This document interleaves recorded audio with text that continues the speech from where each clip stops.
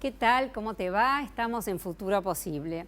Y hoy como invitado lo tenemos a Fernando Filgueira, que es uno de los investigadores de políticas sociales más importantes de Latinoamérica.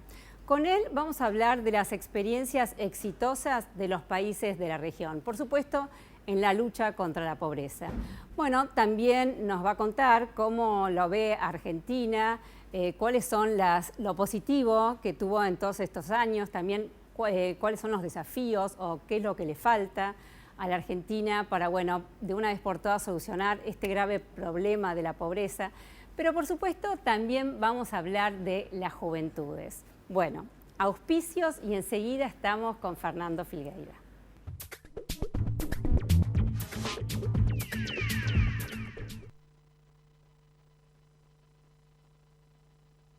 ¿Te puedo hacer una consulta? Una vez que la embalás, o sea, no entra más nada, ¿no? Ni sale... No me preocupa que salga nada, que eso no, quiero que ella no pueda meter más nada. Digo, queda sellada. Está bien, bueno, no es necesario No, vamos a pasar por el free shop, tengo miedo. ¿Me podrás embalar la billetera también? ¿La puedo despachar a ella? No. Ya el año pasado la quise despachar, pero después, bueno, me agarró, bueno, en verdad la extraño, aunque parezca mentira. Este año ya estamos juntos y volvimos a ser infelices. Y eso que pagué todo con quiero, el hotel, los pasajes. Pero igual, a él no le importa, se queja y se queja. ¿Qué llevan en la valija? Preguntarle qué nos lleva, porque... Con el crédito Primera Casa BA de la red En Todo Estás Vos, se puede. Lo creamos para que puedas acceder al sueño de la casa propia. Anotate en buenosaires.gov.ar/Primera Casa BA. Buenos Aires Ciudad. En Todo Estás Vos. Por la calidad de la semilla.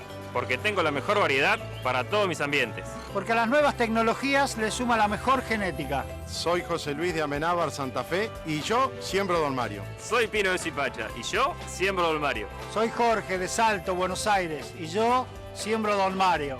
Los productores reales no saben actuar, pero sí saben qué elegir. Nuevas hojas Don Mario con tecnología intacta RR2 Pro. Don Mario, líder en soja. Salió mal, la hago de vuelta.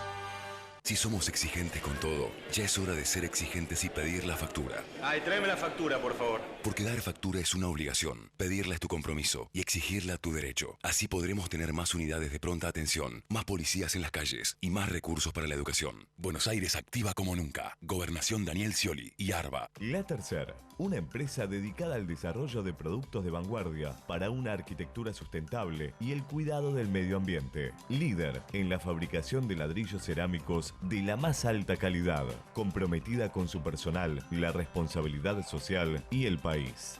La Tercera. El lavado de manos sigue siendo la medida preventiva más eficaz para evitar el contagio de enfermedades. Adoptemos este acto simple y sencillo a nuestra vida. Es un consejo de AISA.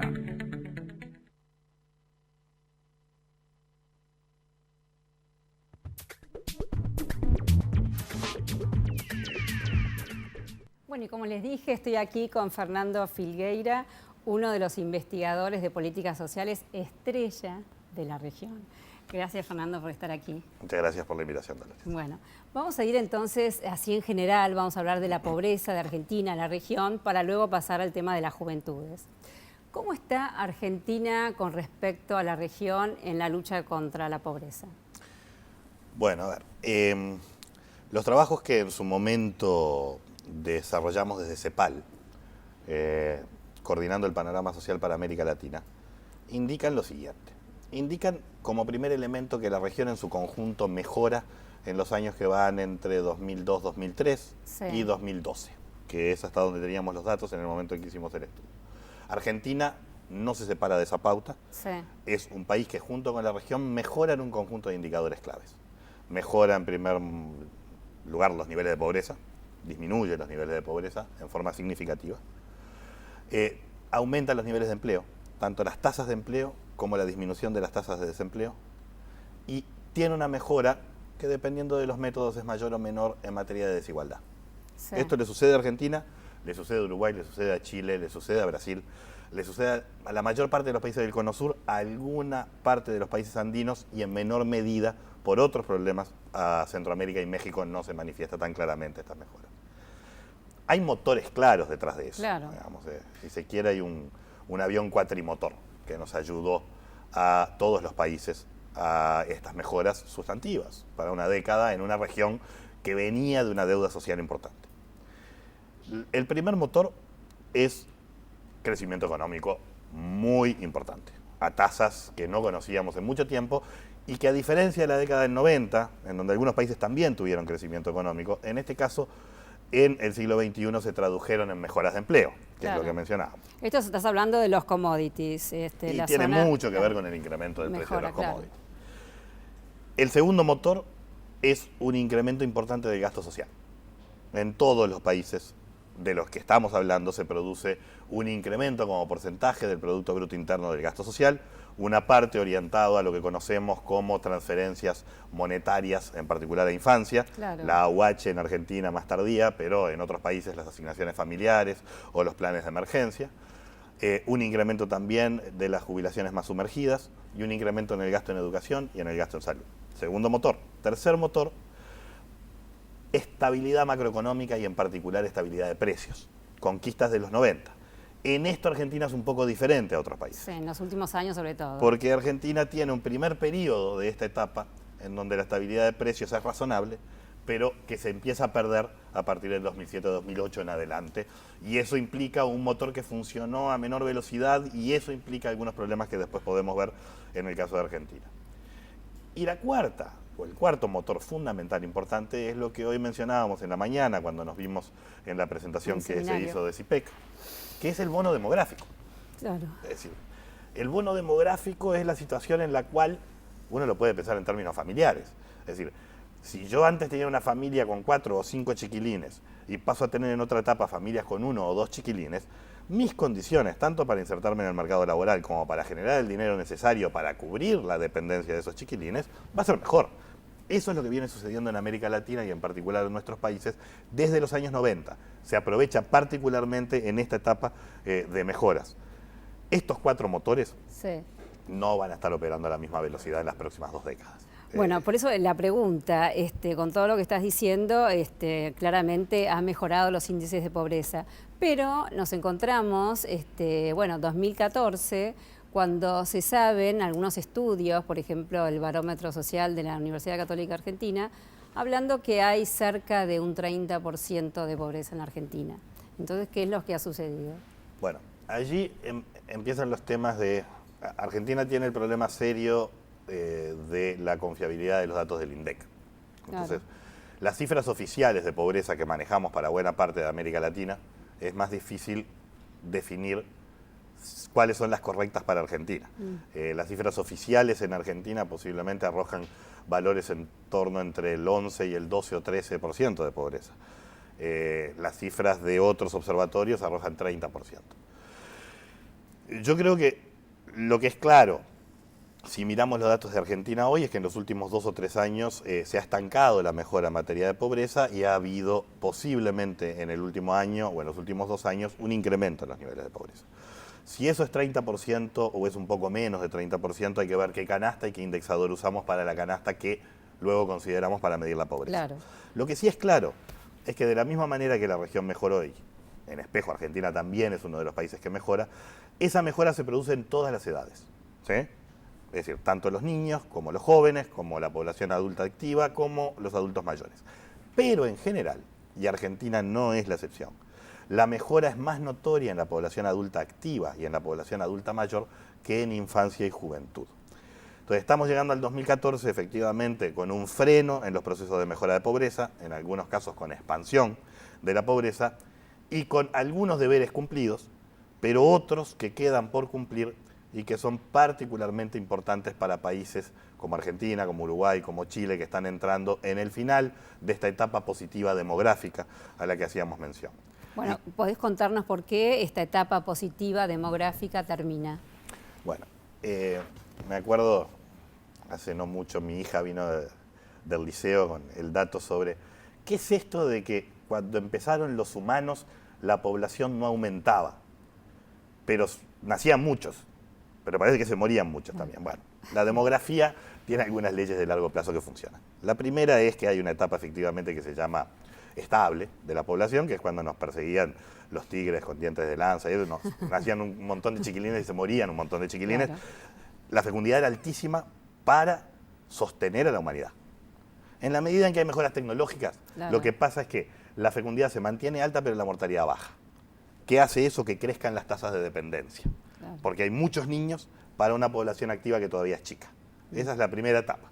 La segunda etapa, baja más la fecundidad y todavía no envejecemos.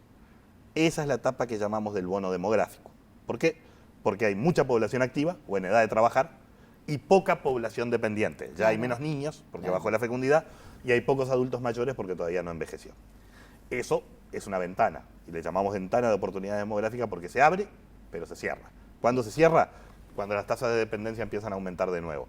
Ya no por muchos niños, sino porque crece la población adulta mayor. Y estamos en este momento, en esta realidad. En plena etapa del bono demográfico argentino.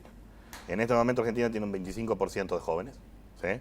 Y tiene una población activa, plenamente activa, digamos, de 18 en adelante, que es la más alta que va a tener en su historia, ¿sí? Pero estamos en el punto de inflexión. Dentro de poco las tasas de dependencia empiezan a aumentar. Y empiezan a aumentar por envejecimiento de la población. Y hacia el 2035, ¿sí?, las tasas de dependencia ya van a ser casi tan altas como cuando teníamos una alta carga de dependencia infantil. Por lo tanto, aprovechar esta ventana de oportunidades es fundamental. Es fundamental. ¿Y cómo se aprovecha? Bueno, por eso este trabajo, ¿no? Este documento de CIPEC, que, bueno, muy profundo, donde habla, por supuesto, hace una investigación de la juventud en la Argentina. Y como vos decís, hay que abordar el tema tanto de la primera infancia como de la juventud, porque si no estamos en un gravísimo problema. Pero te voy a preguntar primero, ¿qué te pareció este trabajo? No, me pareció un excelente trabajo. La importancia del trabajo. Los autores, que son Fabián Repeto y Gala Díaz Langú, son excelentes académicos e investigadores. Por otra parte, soy en parte arte y parte, porque como equipo dentro de CIPEC colaboramos en su momento y se está desarrollando un segundo trabajo, además de otro previo que ya estaba presente sobre juventudes, orientado a un análisis tal vez más pormenorizado de las transiciones a la vida adulta. Ese trabajo va a salir más adelante, pero a mí me parece que es un trabajo que primero coloca la importancia del tema, segundo, aborda la temática de juventud en buena manera. Evita el mito de los niní, que yo creo que es un error seguir trabajando con la categoría de los niní, y intenta observar la heterogeneidad de la juventud y las desigualdades y las segmentaciones y los problemas, que no es que no existan. Decir que niní no es una buena categoría no quiere decir que no existan problemas de afiliación institucional, pero intenta verlos en el contexto de lo que llamamos transiciones a la vida adulta. Claro, hay 4 etapas, como decía el informe. 4 grandes eventos, por los que todos atravesamos o casi todos atravesamos, digamos. En algún momento dejamos de estudiar, en algún momento empezamos a trabajar, en algún momento dejamos el hogar de los viejos y formamos un nuevo hogar y en algún momento, no todos, pero muchos tenemos descendencia, tenemos hijos. Estos 4 eventos marcan la transición de la adolescencia y primera juventud a la vida adulta. Seguro. Mirarlo así yo creo que es mucho mejor que decir, hay un grupo que está integrado y hay otro que son los niní, ¿sí? En primer lugar porque los niní se demuestra que son altamente heterogéneos. Lo que llamamos niní, en verdad, presentan secuencias en estos 4 eventos muy diferentes, no todas son simplemente los muchachos que están en la esquina, que no trabajan, que no estudian ni buscan trabajo. Eso es un porcentaje pequeño de lo que llamamos niní. Lo demostraron los datos, no más de un 15-20%. Y aparte también se supo que el 70% más o menos son las mujeres, las niñas, que tienen, algunas tienen sus hijos, están dentro de su hogar cuidando a sus hijos o también cuidando a algún familiar. Correcto, lo que implica que no hay ausencia de trabajo, hay ausencia de trabajo remunerado. Claro, pero estas chicas son las que abandonan la escuela secundaria, son también las que les va a resultar más difícil conseguir un empleo, seguramente se queden en el hogar paterno, cuidando a su propio niño o a la familia, así que para las mujeres digamos que el tema es bastante más difícil. Es problemático, es diferente que pensar que cuando yo digo, en Uruguay o en Argentina, tengo 18% de niní, en la juventud. Yo digo, tengo 18% de muchachos en el muro tomando vino. No. De ese 18% hay un 70% que son mujeres y hay un 40% de mujeres que están desarrollando tareas en el hogar. Eso no quita lo que vos muy bien señalás, que las chances futuras para esas mujeres de mejorar sus condiciones de vida, de integración, de dar mejores condiciones de bienestar a sus propios niños, son muy bajas porque dejaron la educación en forma temprana y porque no tienen inserción en el mercado laboral. Pero no es la anomia y desintegración que nos imaginamos de esos niños, como vino a ser llamado. Por eso, como vos decís, bueno, y estamos en un medio de comunicación, sí, me parece que ya tenemos que dejar de hablar de los ninis, ¿no? Correcto. También es un término un tanto despectivo, te diría. Sí. Yo creo que es correcto y bueno, y la tercera virtud, yo creo, del documento es que además de este diagnóstico que me parece que lo aborda de manera adecuada, genera luego propuestas concretas, ¿verdad? Claro. Es decir, avanza y dice, bueno, creemos que hay 8, 9 o 10 medidas, que algunas cosas se vienen haciendo pero hay que fortalecerlas, otras son innovaciones y otras son modificaciones, si se quiere, institucionales, normativas, orientadas a mejorar la coordinación de las políticas para jóvenes y a mejorar también la normativa que acompaña y sustenta esas políticas para jóvenes. Fernando, y acerca de las recomendaciones, ¿qué opinás? Bueno, me parece que la mayor parte de ellas son muy pertinentes. Hay algunas sobre las que me cuesta más evaluar por limitaciones en mi conocimiento, sobre todo de la matriz institucional argentina. Hay una recomendación del Consejo que me parece fundamental, que es la del Consejo. Ahora, una cosa son países federales, otra cosa son países centralistas. Las características intersectoriales, a su vez, del peso de los ministerios, Ministerio de Educación, Ministerio de Salud, Ministerio de Trabajo, que son los diferentes ministerios que se tienen que hacer cargo, digamos, y estar muy presentes, más del Ministerio de Desarrollo Social, varía por país, ¿verdad? Claro. La importancia y el peso que tienen estos ministerios varía por país. En algunos países yo recomendaría el liderazgo de un ministerio que tiene mucho poder, en otros casos la necesidad de conformación de estos consejos, en otros países incluso la necesidad de transversalizar y colocar el tema dentro de algunos ministerios claves como planeamiento y hacienda, pero eso depende del país. Me parece que por el conocimiento que Fabián y Gala tienen de Argentina, imagino que la sugerencia de consejos es una sugerencia pensada y meditada a partir de las características sobre todo institucionales. un órgano para que organice todo el tema de las políticas públicas de la juventud, ¿no? Correcto. Lo que parece claro y que sí es necesario es, a diferencia de cuando pensamos en políticas para adulto mayor, en donde ANSES, jubilaciones y pensiones tienen un peso muy claro, o cuando pensamos en políticas para lo que es el sector educación, en donde está muy claro dónde está colado. Las políticas de juventud no tienen un eje que los articule tan potente. Y por lo tanto el riesgo de fragmentación, el riesgo de superposición, el riesgo de disgregación es mucho mayor. Entonces se requieren entidades rectoras. Como Fabián decía, hoy, ¿quién decide? ¿Quién manda sobre esta área? Sí, hay más de 42 proyectos desde Ahora, el Estado. esas entidades rectoras pueden ser un consejo, pueden ser comisiones intersectoriales, pueden ser a veces las oficinas de planeamiento y presupuesto que son transversales, depende del país. Claro. En el caso de Argentina, esta es la propuesta, me parece que es una propuesta razonable y que debe tener en cuenta las características institucionales de la Argentina. ¿Y las otras recomendaciones de Fabián? Las otras recomendaciones me quiero detener un poquito, me parece que hay varios elementos interesantes que se mencionan allí. En principio, recordemos los 4 eventos que decíamos hoy, ¿no? Digamos, dejar de estudiar, empezar a laburar, dejar el hogar de origen, formar un nuevo hogar, y tener el niño. Y tener el niño. Hay que pensar las recomendaciones en torno a estos diagnósticos, claro, a estos elementos diagnósticos. Y ahí lo que nosotros identificamos son, este estudio identifica en primer lugar, y lo que sigue haciendo CIPEC confirma, es que existen segmentaciones muy marcadas en las rutas de los jóvenes a la emancipación, a la vida adulta. Sí. ¿Sí? Muy desiguales y que generan oportunidades muy diferenciales. Y estas tienen que ver con ¿qué? Primero, con un desgranamiento temprano del sistema educativo de los sectores de menores ingresos. Segundo, con una dificultad de incorporación al mercado laboral, en donde a veces se consigue el primer empleo, pero el mismo es particularmente inestable, informal, precario, etcétera, con bajos niveles salariales. Tercero, que hay una fuerte dificultad para encontrar y acceder a una primera vivienda. Y cuarto, y que esas viviendas, además, cuando la jefatura es joven, la jefatura del hogar es de jóvenes, presenta mayores niveles de hacinamiento, presenta mayores niveles de no acceso a agua por cañería, etcétera, una serie de problemas. Y cuarto, que la fecundidad temprana se concentra fuertemente en los sectores con menor capital educativo y con menores recursos económicos. Allí tenemos el diagnóstico fundamental de cómo atacar, que nos guía a cómo atacar este problema. Y por lo tanto hay un conjunto de políticas que son sectoriales, ¿sí? Y hay otro conjunto de políticas que deben articular Claro. a los sectores entre sí. Claro, tanto en la educación como en el empleo, como el tema de la vivienda, obviamente el tema de la educación sexual. Exacto. Es decir, se aborda el tema de diferentes aristas, pero todos tienen que estar, digamos, diseñados para atacar claro. el conjunto. Hoy decíamos en la presentación, nadie de los que está acá decidió ni dejar de estudiar, ni empezar a trabajar, ni formar un nuevo hogar y salir del hogar de origen, ni tener un hijo separada cada una de las decisiones, sino que se toman en relación. Claro. Y por lo tanto los sectores tienen que pensar esta relación en la cabeza de los individuos y cómo apoyar este proceso de transición y los riesgos que esto implica.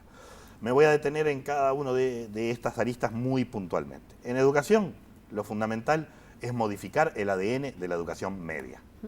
Ese ADN es un ADN pensado para el público preuniversitario, para los sectores medios altos y altos, de los años 40 y 50 del siglo XX. El gran desafío de la Argentina, ¿no? Sí. O sea, Si no logramos cambiar ese ADN, vamos a seguir teniendo un sistema, tanto en Uruguay como en Argentina, como en otros países, expulsor de los sectores medios, bajos y bajos, claro. que accedieron, pero que no egresan. Pero se fueron.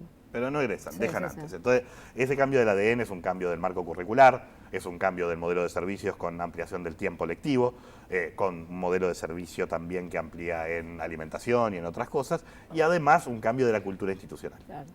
Esto es un desafío sectorial. En materia de empleo, Este también es un tema de la región, me decís, sí, es claro, un desafío el en tema de la educativo. educación media Perfecto. es, si se quiere, el tema de de la la región. juventud de la región. Perfecto. Porque tenemos una educación media que fue pensada para otra Claro. cosa.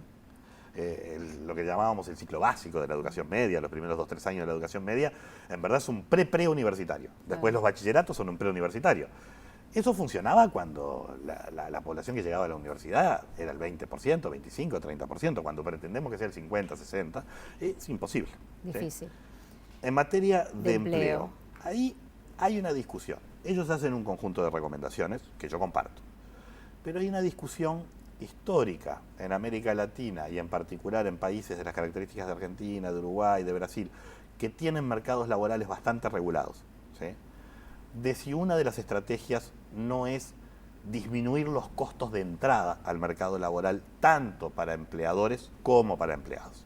Muchas veces esto es considerado como una política de corte neoliberal o liberal extrema. Yo creo que cumple una función. ¿Esto se está haciendo en algún país de la región? Sí, algunos países de la región han ido a sistemas tributarios, ¿sí? Sí. en particular de la seguridad social, que generan subsidios o disminuyen los costos de los aportes cuando la población es joven. ¿sí? Uruguay lo ha hecho, aunque de manera acotada, Brasil lo ha hecho en forma más masiva, ¿sí? y Chile lo tiene incorporado hace ya un tiempo. El problema es que efectivamente ese subsidio que da el Estado se transforma en más empleo juvenil y no meramente en un mayor nivel de rentabilidad empresarial. Queremos que se vuelque efectivamente a la creación del empleo juvenil, por lo cual es complejo. Porque la otra forma es la creación directa de empleo, ¿sí? o el subsidio directo para la generación de empleo a la población joven, que enfrenta estos problemas que tenemos identificados. Claro, pero bueno, en un momento donde Argentina está con serios problemas de recesión, digamos, y bueno, ya se habla también de desempleo. Bueno, en Así esos que- contextos generalmente las políticas activas de empleo y de creación directa de empleo o de subsidio directo al empleo operan en los ciclos contractivos, son necesarias en los ciclos contractivos. En los ciclos expansivos, que Argentina lo tuvo, Sí. tal vez lo mejor era disminuir los costos, ¿sí?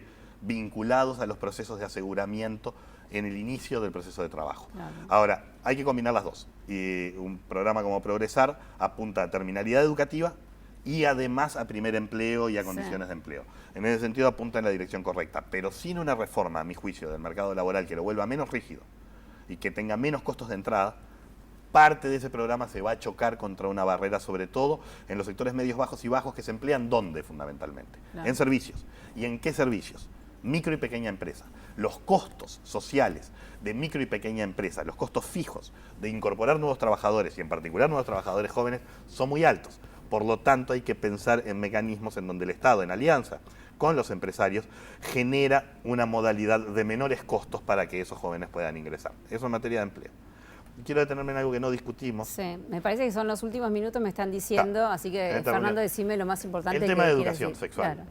Y el tema de Sí, salud sí, sexual y sí, reproductiva sí. y el tema de fecundidad Fundamental. adolescente. La fecundidad adolescente no baja en Uruguay, no baja en Argentina, no baja en Brasil y no baja un poco más en Chile. La educación sexual ayuda, pero el efecto de la educación sexual sobre la fecundidad adolescente es limitado. hay que apostar a una cosa que están empezando a hacer algunos países, que es el acceso universal y gratuito en la población joven a lo que llamamos métodos reversibles de larga duración, ¿sí? Que son DIU e implantes, ¿sí?